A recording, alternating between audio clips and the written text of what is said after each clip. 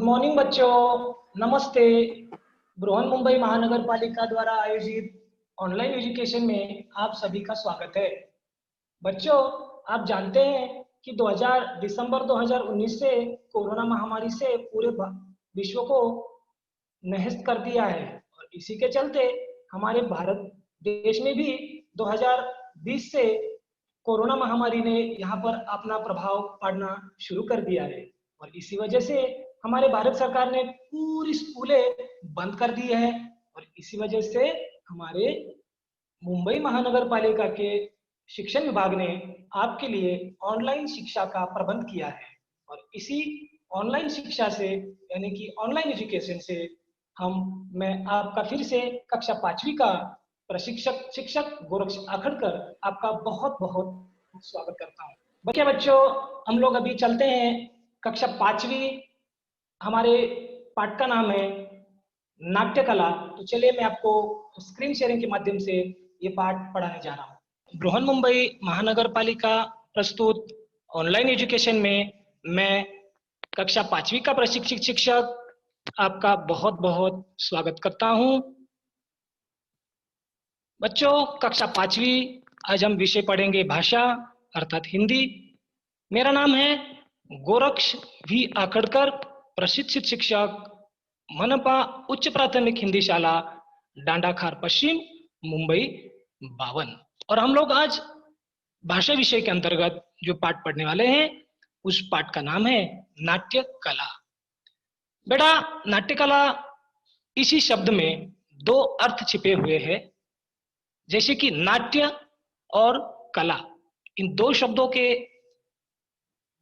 मिलने से ये नाट्य कला ये शब्द बना हुआ है और इसी पाठ में हम लोग नाट्य इस शब्द का अर्थ, नाट्य कला इस शब्द का अर्थ और उसी के साथ साथ हम लोग जो अभिनय के प्रकार हैं वो अभिनय के प्रकार भी देखने वाले हैं।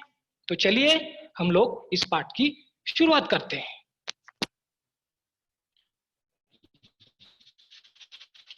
जैसे कि बच्चों आपको स्क्रीन पर दिखाई दे रहा होगा, ये जोकर के दो फोटो हैं। ये अपना जो अभिनय है वो सर्कस में देता है। जो जोकर है वह देखने से ही हमारे चेहरे पर एक अलग प्रकार की मुस्कान आ जाती है, अलग प्रकार की हंसी आ जाती है और इसने जो कपड़े पहने हुए होते हैं वह कपड़े को देखकर ही हम हंसने पड़ते हैं, हम हंसने लगते हैं। बच्चों, आपने तो सर्कस देखा ही होगा, तो देखे होंगे सर्कस में आप जब सर्कस का दूसरा इवेंट देखते हो तो आप हमेशा ये सोचते हो कि अरे जोकर कब आएगा, जोकर कब आएगा। तो जब जोकर आता है तो सभी को हंसाता है। क्या करता है? सभी को हंसा देता है।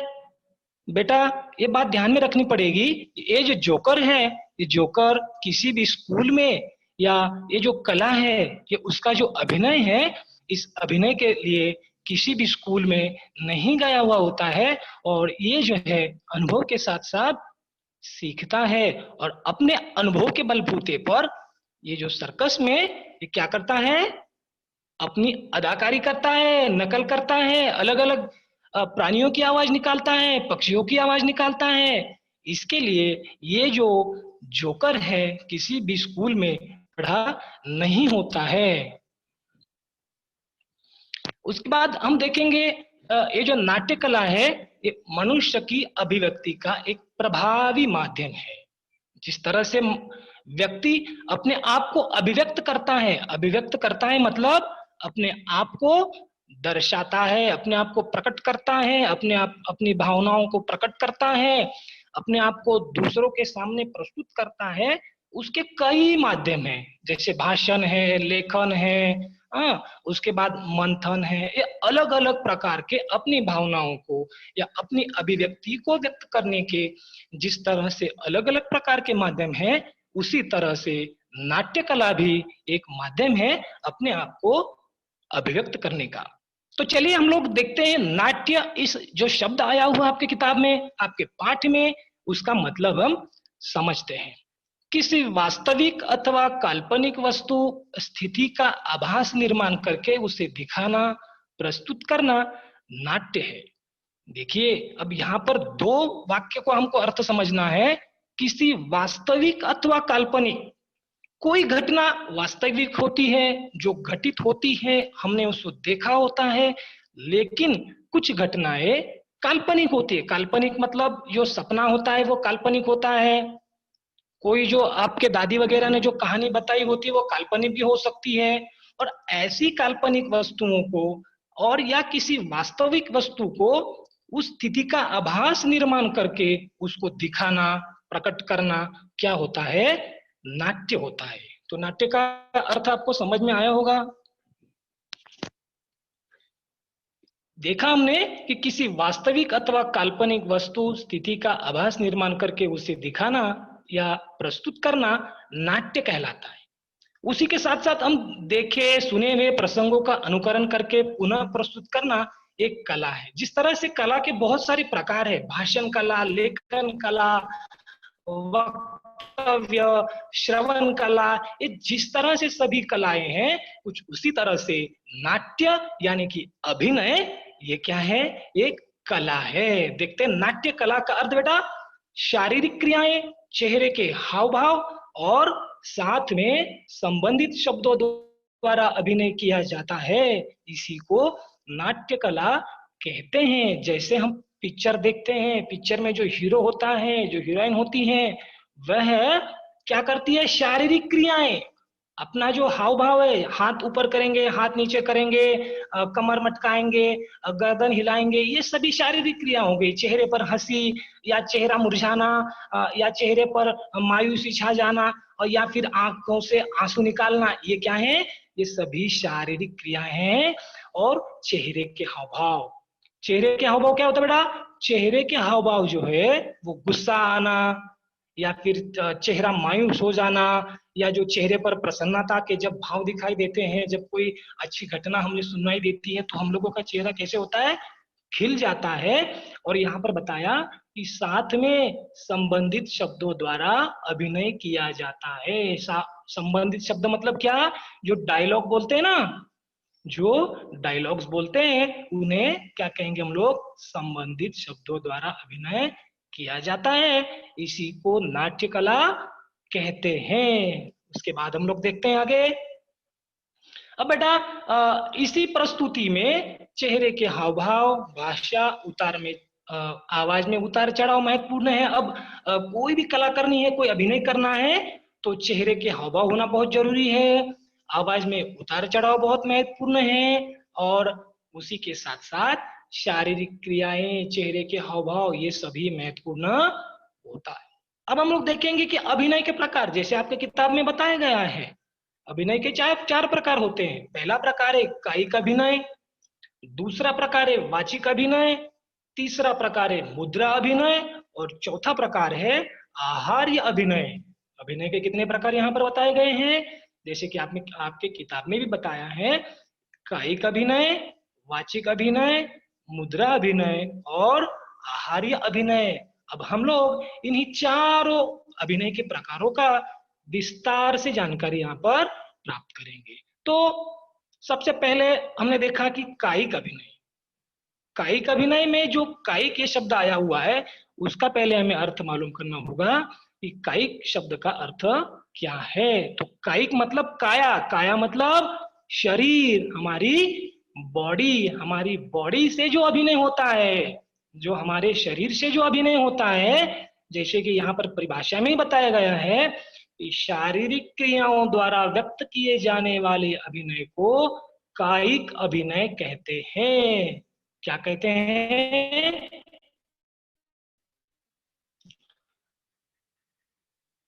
जो अभिनय शारीरिक क्रियाओं द्वारा किया जाता है, हाथ ऊपर करना, कमर मटकाना, चेहरे पर हंसी, या फिर हाथ जो हाथ वारे बोलते हैं हम लोग, वो करते हैं, तो वो क्या कहलाता है?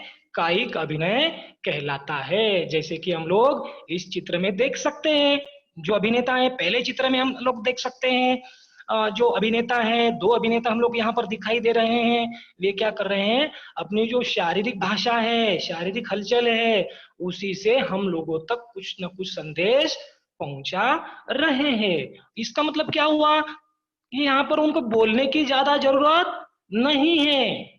हम लोग, हमें कोई बच्चा बोलता है तो हमारा नाम पूछता है तो हम लोग सिर्फ गर्दन हिला देते हैं, ये काम करोगे क्या? हम लोग सिर्फ गर्दन हिला देते हैं। इसका मतलब क्या हुआ? हम बोले हैं क्या? नहीं, हम अपनी शारीरिक भाषा से क्या कर रहे हैं? उत्तर दे रहे हैं। इसका मतलब ये क्या है? एक प्रकार का कायिक अभिनय है। अब दूसरे चित्र में देख रहे हैं हम लोग, कुछ लड़के नाटक कर रहे हैं या कुछ प्रोग्राम यहाँ पर प्रस्तुत कर रहे हैं, लेकिन देखिए सभी के हाथ हिल रहे हैं, सभी के हाथों से कुछ ना कुछ मैसेज आगे वालों को पहुंच रहा है। इसी को हम लोग क्या कहेंगे? कायिक अभिनय कहेंगे। कायिक अभिनय में कभी भी बातें नहीं करते हैं, बोलते नहीं हैं, केवल और केवल शारीरिक भाषा जो होती है वह शारीरिक भाषा ज्यादा उपयुक्त होती है। उसके बाद हम लोग देखते हैं दूसरा जो अभिनय का प्रकार है वह है वाचिक अभिनय। वाचा मतलब बोलना, वाचा मतलब क्या? बोलना। वाचिक अभिनय में शब्दों की सहायता से क्या करते बेटा? शब्दों की सहायता से प्रस्तुत किया जाने वाला अभिनय वाचिक अभिनय कहलाता है। क्या कहते हैं? शब्दों की सहायता से बोलते हैं। अब जो मैं आपके साथ बोल रहा हूं यह क्या हो गया? एक प्रकार से वाचिक अभिनय हो गया। मैं आपको दिखाई तो नहीं दे रहा हूं लेकिन बोल रहा हूं आपके साथ, इसका मतलब ये क्या हो गया? वाचिक अभिनय हो गया। वाचिक अभिनय में क्या करता है? कोई भी कलाकार, कोई भी अभिनेता अपनी जो बात है वो शब्दों की सहायता से, डायलॉग्स की सहायता से, कोई पिक्चर का हीरो होता है, हीरोइन होती है या फिर विलन होता है, वो जब अपने अभिनय की प्रस्तुति करता है तो अभिनय की प्रस्तुति करते समय वह क्या करता है? शब्दों की सहायता करता है। गब्बर का जो आपने शोले जो फिल्म होके गई थी, तो गब्बर ने अपने शब्दों की सहायता से अभिनय किया है। 30-35 साल पुरानी पिक्चर की डायलॉग आज भी हमें क्या हो जाती है? हमारे मुंह में जल्दी से जल्दी आ जाती है। क्यों आ जाती है? कि वो जो शब्दों की जो एक अलग की प्रकार की लचक थी, वो शब्दों का भारीपन था, वो बहुत ही अलग प्रकार का था। तो इसे हम लोग क्या कहेंगे? वाचिक अभिनय, जो शब्दों की सहायता से चलता है। हम लोग उसको चित्र में भी देखेंगे। देखिए ऊपर वाले चित्र में जैसे कि वो जो पात्र है जो कुर्सी के ऊपर खड़ा हुआ है, वह क्या कर रहा है? अब यहाँ पर बात कर रहा है, कुछ हाथों के इशारे तो कर ही रहा है। इशारे तो बहुत जरूरी है, इसमें कायिक अभिनय भी जरूरी है और बातें करना भी जरूरी है। दूसरे चित्र में जो कुछ बच्चे देखिए हाथ से भी इशारा कर रहे हैं और कुछ वो जो अंकल है उनको क्या कर रहे हैं? कुछ बात कर रहे हैं या अपनी बात समझा रहे हैं, अपनी बात समझा रहे हैं। तो इसका मतलब क्या हुआ? ये वाचिक अभिनय हो गया। चलिए हम आगे चलते हैं। तीसरा जो अभिनय का प्रकार है बेटा वह है मुद्रा अभिनय। अब आपको ये मुद्रा जो शब्द है बिल्कुल अलग होगा। मुद्रा मतलब चेहरे का हाव भाव। कभी कभी हम लोगों को गुस्सा आ जाता है तो आपकी माँ बोलती है, बेटा कैसी मुद्रा करके बैठे हो? मुद्रा का मतलब क्या है? मुद्रा का मतलब है चेहरे का हाव भाव। चेहरे की जो भी आपकी हालत होगी, चेहरा स्माइली होगा या सैड होगा या फिर बहुत ही प्रसन्न होगा, तो वो जो उसे हम लोग क्या कहेंगे? मुद्रा कहेंगे। चेहरे के भावों द्वारा किया गया अभिनय मुद्रा अभिनय कहलाता है।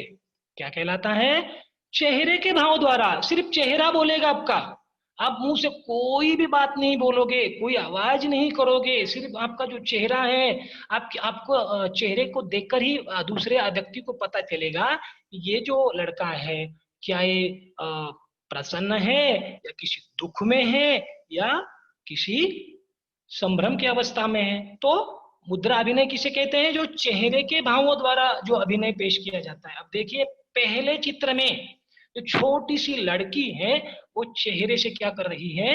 अभिनय वहां पर कर रही है। नृत्य तो कर ही रही है, काया अभिनय भी कर रही है और मुद्रा अभिनय भी कर रही है। दूसरे चित्र में भी हम देख सकते हैं कि किस तरह से मुद्रा अभिनय का प्रकटीकरण यहाँ पर हो गया है। चलिए आगे का जो हमारा अभिनय के प्रकारों में से अंतिम जो प्रकार है वह है आहार्य अभिनय।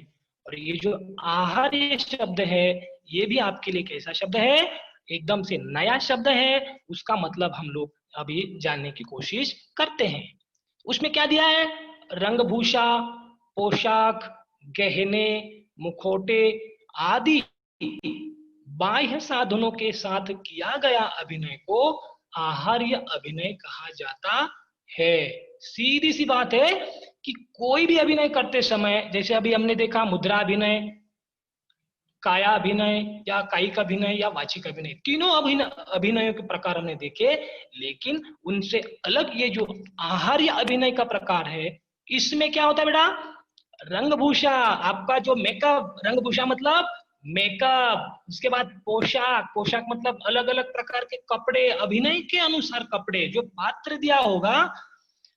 अगर कोई रामायण का नाटक कर रहे हैं तो हनुमान जी का जिसका पात्र आएगा वो उसको हनुमान जी के कपड़े पहनने पड़ेंगे, सिर पे मुकुट पहनना पड़ेगा, पूंछ लगानी पड़ेगी, हाथ में गदा रहेगी, मुंह पे जो है बंदर जैसा मुंह करना पड़ेगा। श्री राम की भूमिका करनी है तो मुकुट चाहिए, धनुष चाहिए, बाण चाहिए, ठीक है। तो ये सब जो है बाहरी साधनों का आवश्यक होता है।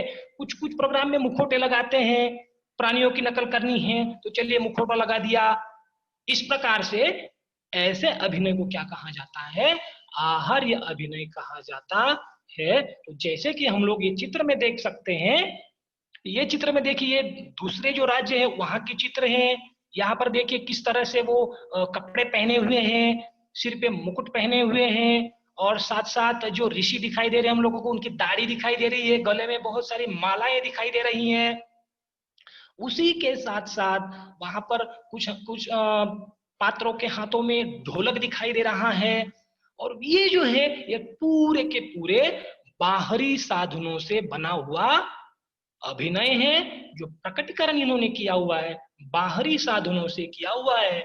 मतलब ये जो अभिनय का प्रकार है, ये कौन सा प्रकार हो गया? आहार्य अभिनय। तो हमने अभी तक कौन कौन से अभिनय के प्रकार देखे? काया अभिनय मतलब कायिक अभिनय, वाचिक अभिनय, मुद्रा अभिनय और आहार्य अभिनय। ये बात आपको हमेशा ध्यान में रखनी है। अभी कैसा है जो प्रतिदिन हम अपने जीवन में अभिनय का उपयोग करते हैं। बेटा देखो ध्यान से, हम लोग किसी भी स्कूल में अभिनय की शिक्षा नहीं लिए हुए हैं, तो भी हम लोग क्या करते हैं? प्रतिदिन अभिनय का उपयोग करते हैं। जैसे कि आपकी दादी माँ देखिए यहाँ पर पहले चित्र में दिखाई दे रही है, जो दादी है वो क्या कर रही है? अपने पोतों को कहानी सुना रही है। कहानी सुनाते समय वो हंसेगी, हाथ का इशारे करेगी, गर्दन हिलाएगी, और आप भी सुनते समय क्या करेंगे? ध्यान देंगे। अगर से वो कुछ बात बोलते तो यहाँ आप उसका प्रत्युत्तर देंगे, हाँ हाँ दादी बिल्कुल सही बोल रही हो, या फिर जो बात बताएगी उसको आप क्या करोगे? अपने अपनी तरफ से क्या करने वाले हो? उसको प्रत्युत्तर दोगे। तो इसमें क्या हो गया? एक प्रकार का अभिनय हो गया। चलिए हम लोग आगे देखते हैं किस तरह से दादी की सुनी कहानियां के साथ साथ माँ की लोरी। ये जो माँ की लोरी है, माँ की लोरी सुनते समय जो बच्चा है बिल्कुल बिल्कुल कुछ मिनटों में, कुछ सेकंड में क्या हो जाता है? सो जाता है। इसका मतलब देखिए वो अभिनय में कितनी पावर है, कितना उसमें, कितना बहुत ज्यादा पावर है कि लोरी सुनते ही बच्चा क्या हो जाता है? सोने लगता है। तो माँ क्या, माँ का को क्या है? एक प्रकार से वह अभिनय ही है। वो चाहे तो गायन के माध्यम से वो प्रकट कर रही है उसकी सुरीली आवाज, और उसी के माध्यम से वो जो बच्चा है, छोटा सा नन्हा सा प्यारा सा बच्चा, जो रोता हुआ बच्चा है, बिल्कुल क्या हो जाता है? कुछ मिनटों में सो जाता है। उसी के साथ साथ हम लोग देख सकते हैं मेले, मित्र से मेले का वर्णन, काम न करने के बहाने, हाव भाव के साथ कविता पाठ आदि सभी जगह कला किसी न किसी रूप में उपस्थित है। आप माँ बोलते बेटा दुकान से कुछ सामान लेके आना, तो बच्चा क्या बोलता है? माँ मेरी पेट में बहुत दर्द हो रहा है। और असल में कुछ भी नहीं हुआ होता है। अच्छी नींद लेना बच्चों को पसंद होता है, लेकिन बच्चा क्या बोलता है? माँ मेरी पेट में कुछ कुछ हो रहा है। असल में कुछ कुछ नहीं हो रहा होता है। उस बच्चे को सुबह की नींद अच्छी लगती है और वो सोना चाहता है, तो उसीलिए वो क्या करता है? वहां पर छोटा सा अभिनय करके जो है अपना जो काम है उसको बाजू में कर देता है। मित्र से मेले का वर्णन जो है, कोई मित्र कोई मेला देखने जाता है तो अपना वर्णन बताता है, बहुत बड़े वहां पर बहुत बड़े बड़े झूले थे, हम लोग बहुत झूले, ऐसा हो गया वैसा हो गया, लेकिन असल में ज्यादा कुछ किया नहीं होता है, लेकिन उसी बात को बढ़ा चढ़ाकर बोला जाता है। तो वह भी एक प्रकार का क्या है, अभिनय ही कहलाता है। अब ये महाशय देखिए कि यहाँ पर माइक के सामने किस तरह से हाथ के इशारे से अपना अभिनय प्रकट कर रहे हैं। ये बोल रहे हैं कविता, क्या बोल रहे हैं, कविता बोल रहे हैं, लेकिन कविता बोलते समय इनके चेहरे के भाव देखिए, इनके हाथ देखिए, इनकी शारीरिक यहाँ पर जो प्रसन्नता है, शारीरिक भाषा है, वो ज्यादा बोल रही है। वो तो वाचिक अभिनय तो कर ही रहे हैं, क्या कर रहे हैं, वाचिक अभिनय तो कर ही रहे हैं, लेकिन उसके साथ साथ कायिक अभिनय भी कर रहे हैं, मुद्रा अभिनय भी कर रहे हैं, और सभी अभिनय के प्रकारों का मेल मिलाप अपने अभिनय में कर रहे हैं। अब हम लोग आगे देखते हैं, अभिनय करते या कोई भूमिका निभाते समय बाहरी साधनों के उपयोग से वह अधिक प्रभावशाली हो जाता है। जैसे कि मेकअप करते हैं, ये करते हैं, और अलग अलग प्रकार के कपड़े पहनते हैं, जूते पहनते हैं, पात्रों के अनुसार विभिन्न प्रकार के साधनों का उपयोग करते हैं, तो क्या हो जाता है, वहां पर वह जो अभिनय है वह बहुत अच्छा हो जाता है। अब हम आगे चलते हैं, वेशभूषा। वेशभूषा क्या है, भूमिका के अनुसार चेहरे को सजाने, उचित कपड़े पहनने को रंगभूषा अथवा वेशभूषा कहते हैं। जो जो भी अभिनय होगा, अभिनय के अनुसार, भूमिका के अनुसार जो सजावट की जाती है। अभी हम लोग देखते हैं हमारे स्कूल में भी अलग अलग प्रकार के प्रोग्राम होते हैं, तो हम लोग क्या करते हैं, उस समय अलग अलग कपड़े मंगाते हैं, अलग अलग प्रकार का चेहरे को सजाते हैं, कपड़े पहनते हैं, पात्रों के अनुसार जो भी सजावट की जाती है उसे रंगभूषा अथवा वेशभूषा कहा जाता है। यदि परी की भूमिका करनी हो तो सफेद चमकदार कपड़े, मुकुट, पंख, छड़ी आदि की आवश्यकता पड़ सकती है। अगर परी की भूमिका करनी है, कोई भी लड़की हो वो परी की भूमिका यहाँ पर कर सकती है, लेकिन उसके लिए क्या क्या चाहिए, सफेद चमकदार कपड़े चाहिए, जैसे कि आपको चित्र में दिखाई दे रहे हैं, वो कपड़े रंगीन भी हो सकते हैं। अब परी जो है ये काल्पनिक पात्र है, परी को हमने देखा नहीं है, लेकिन उसका जो वर्णन कैसे किया जाता है, परी, हाँ परी अगर बोलेंगे तो अच्छे अच्छे कपड़े, मुकुट, पंख, छड़ी, और सब एकदम से सुंदर रहेगी। कैसी रहेगी, सुंदर रहेगी, बालों में फूल रहेंगे और हवा में उड़ती हुई दिखाई देगी। तो परी की भूमिका करनी है तो ये सब जो बाहरी संसाधन है इनका आवश्यकता यहाँ पर हमको हो सकती है। यदि राक्षस की भूमिका करनी हो तो क्या क्या चाहिए, चेहरे पर पेंसिल से, कोयले से या रंग की सहायता से क्या करना है, भौवे मोटी करना, दो बड़े दांत सफेद रंग से, खड़िया से या आटे से रंगने आदि से वह प्रभावशाली होता है। जैसे राक्षस की भूमिका करनी है तो एक उसके लिए तो पहले तो बहुत मोटा धड़धाकट शरीर का, मोटे शरीर का व्यक्ति चाहिए।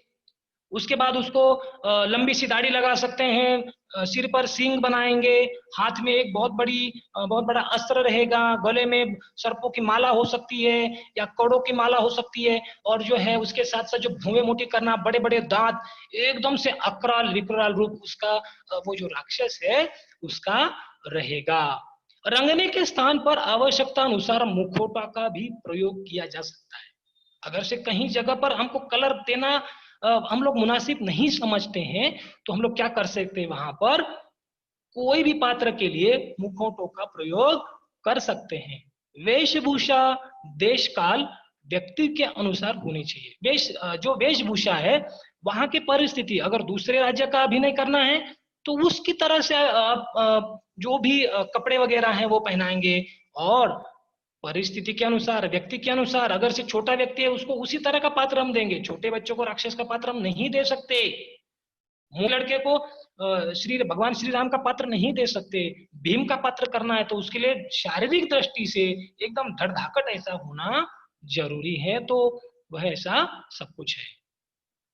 उसी के साथ साथ हम लोग देख सकते हैं हमेशा बाह्य साधनों का उपयोग ही किया जाए ऐसा आवश्यक नहीं है। कुछ कुछ घटनाएं, कुछ कुछ अभिनय में हमें बाह्य साधन अगर उपलब्ध नहीं होते हैं तो भी वह हम लोग अभिनय की कला को अच्छी तरह से प्रस्तुत कर सकते हैं। लेकिन ऐतिहासिक या पौराणिक पात्रों के लिए इनका उपयोग प्रभावी होता है। जो ऐतिहासिक पात्र होते हैं, जैसे रामायण की घटना हो, महाभारत की घटना हो, वहां पर क्या है कि बेटा वहां पर जो पोशाक है, बाहरी संसाधन बहुत आवश्यक है। ऋषि की भूमिका करनी है तो उसको दाढ़ी लगाना पड़ेगा, सिर पे बाल बड़े लगाना पड़ेगा, अलग प्रकार के उसके जो कपड़े हैं, जो वन में रहने वाले हैं वो होना चाहिए, हाथों में माला होना चाहिए, तभी क्या है वह ऋषि कहलाएगा। हनुमान जी की भूमिका करनी है तो गदा चाहिए, पूंछ चाहिए, उसी ढंग के कपड़े चाहिए, जो मुंह है उसको बंदर की तरह करना पड़ेगा। जैसे कि श्री राम की भूमिका करनी है तो मुकुट चाहिए, अच्छे वस्त्र चाहिए, ये सब बातें उसमें आ जाती है। जो पौराणिक पात्र होते हैं उस पौराणिक पात्रों में बाहरी संसाधन का आवश्यकता बहुत होती है। अब देखते हैं आगे, हमें बताया गया है कि हिंदी सीखने के लिए क ख सीखना पड़ता है। क्या करना पड़ता है? हिंदी। अगर से हिंदी भाषा हो या चाहे कोई भाषा हो, अंग्रेजी भाषा क्यों न हो, वह अगर सीखनी है तो हमें क्या करना पड़ता है? एबीसीडी का ज्ञान होना चाहिए, ग्रामर का ज्ञान होना चाहिए। उसी तरह से वर्णों से बने चित्रों, शब्दों को देखना, पढ़ना, लिखना पड़ता है। ठीक उसी तरह अभिनय सीखने के लिए पशु पक्षी, यातायात के साधनों की बोलियां, ध्वनियां, कृतियों की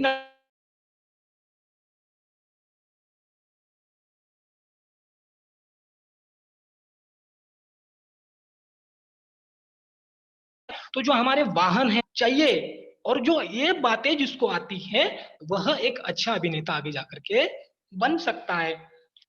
जैसे हम लोग बता सकते हैं कि आसपास के व्यवसायों की बोलने की ढंग। तो यहाँ पर जो है हमने देखा कि हमारा जो अगर एक सफल अभिनेता बनना है तो एक अच्छे परिश्रम की जरूरत है, धैर्य की जरूरत है, कार्य की जरूरत है, और सपने देखना अच्छी बात है, पर इन सपनों को पूरा करने के पीछे लगने वाले परिश्रम को हमेशा ध्यान में रखना चाहिए। और परिश्रम ही क्या है?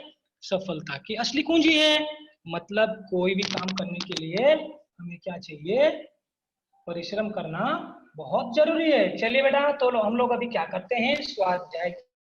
तो यहाँ पर बताया गया है जैसे आपकी किताब में नीचे दिए हुए प्रश्नों के उत्तर लिखो। आप शॉर्ट आंसर लिख सकते हैं। तो यहाँ पर पहला जो क्वेश्चन है वह है अभिव्यक्ति का प्रभावी माध्यम क्या है? तो आपको पता है, आपकी किताब में दिया ही हुआ पहले लाइन में ही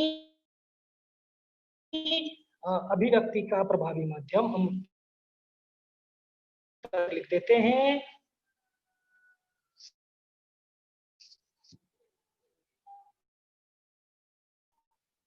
हम लोग उत्तर यहाँ पर लिख देते हैं। अभिव्यक्ति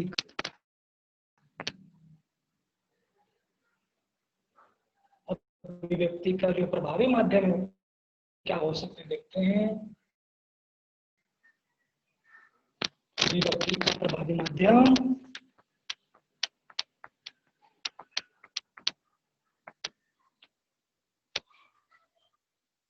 प्रभावी माध्यम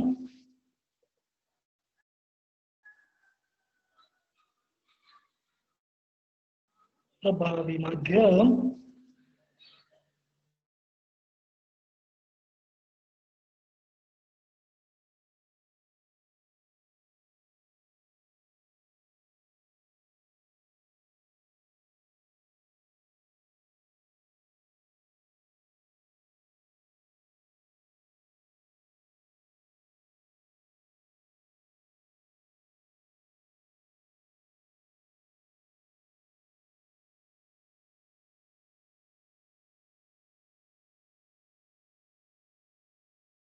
सुभाष यादव, स्क्रीन शेयरिंग बंद करो बेटा।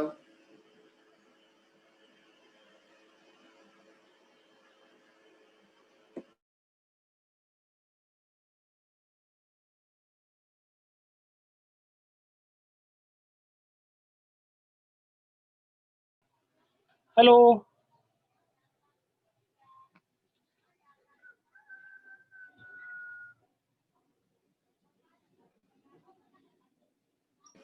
हेलो। हाँ सर, बोलिए सर, आवाज आ रही है सर। तो स्क्रीन शेयरिंग बंद हो गया था। हाँ हाँ हाँ, चलिए चालू करो वापस से। अभिव्यक्ति का प्रभावी माध्यम नाट्य कला है। क्या है?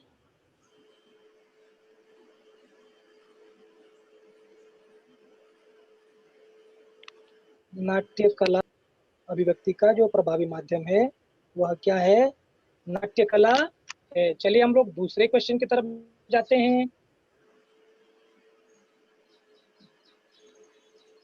दूसरे क्वेश्चन की तरफ चले जाते हैं हम लोग।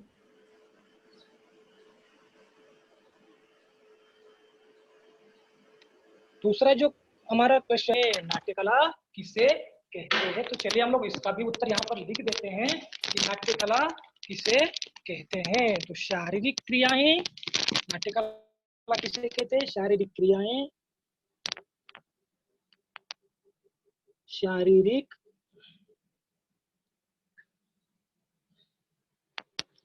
क्रियाएं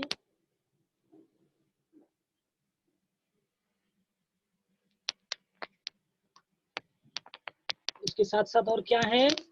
चेहरे के हाव भाव के साथ,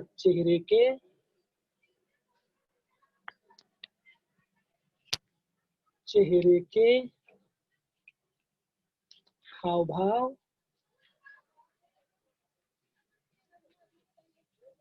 के साथ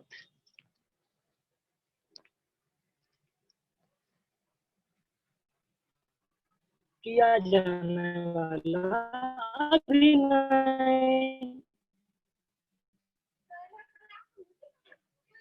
किया जाने वाला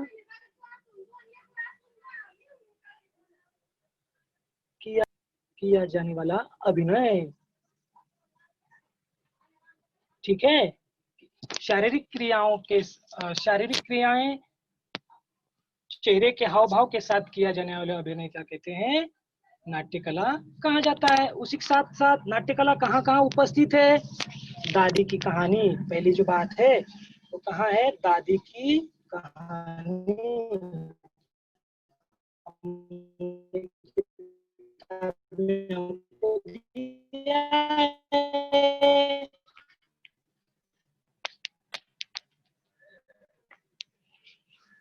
दादी की कहानी, ये पहला हो गया। और दूसरा है यहाँ पर माँ की लोरी। तीसरा है यहाँ पर मित्र से मेले का वर्णन। मित्र से मेले का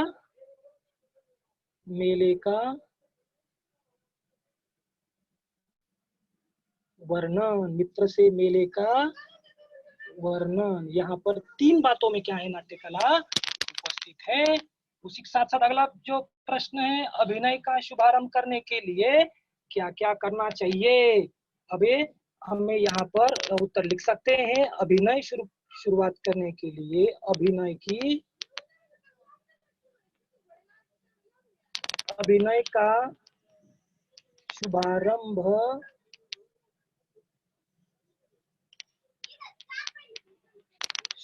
या शुरुआत हम कह सकते हैं उसको। शुभारंभ करने के लिए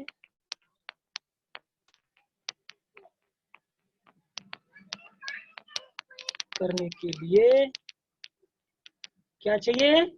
स्वयं अभ्यास। सबसे बहुत जरूरी जो बात है, स्वयं अभ्यास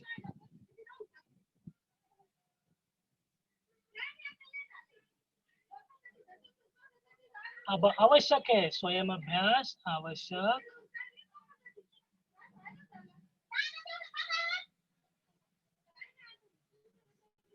ठीक है बेटा।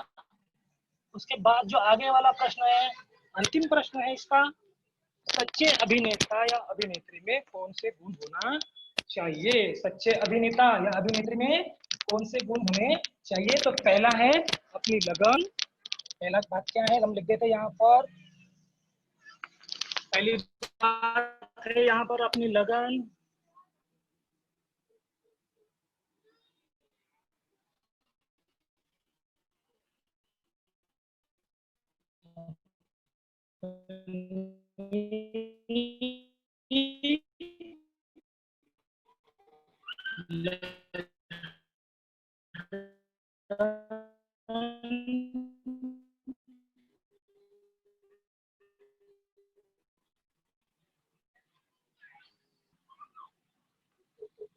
क्या चाहिए उसे? दूसरी बात चाहिए परिश्रम, धैर्य। अच्छे अभिनेता बनने के लिए अपनी लगन, परिश्रम और धैर्य। उसी के साथ साथ बेटा दूसरा जो हमें यहाँ पर क्वेश्चन है कि नीचे दिए गए शब्द समूह के लिए सार्थक शब्द लिखिए। यहाँ पर बताया गया है देश से प्रेम करने वाला।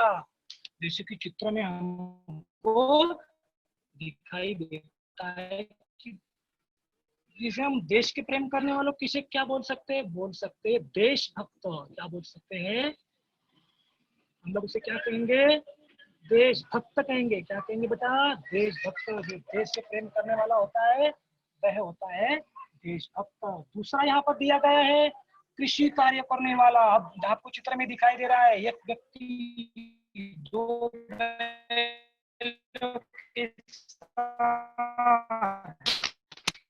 खेती कर रहा है, मतलब ये किसान शब्द है, वह होगा कृषक। क्या होगा? कृषक होगा। कृषि कार्य करने वाला क्या होगा? कृषक होगा। चलिए बेटा हम लोग आगे वाला देखते यहाँ पर